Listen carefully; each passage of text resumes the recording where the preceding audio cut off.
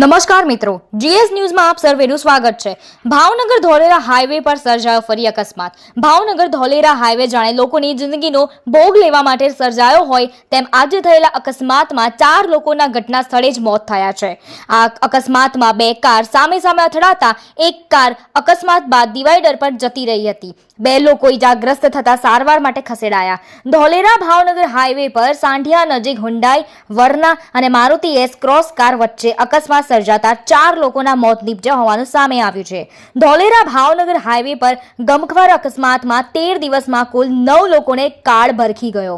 તંત્ર દ્વારા તારીખે રોડ સેફટીના નિયમો પ્રમાણે જરૂરી દિશાસૂચક બોર્ડ, સફેદ પટ્ટા અને હાઈવે પર રોંગ સાઈડમાં આવતા વાહનોને કંટ્રોલ કરવા સહિતના ઉપાયો કરી અકસ્માતની પરંપરાઓને અટકાવે તેવી લોક માંગણી ઉઠી છે।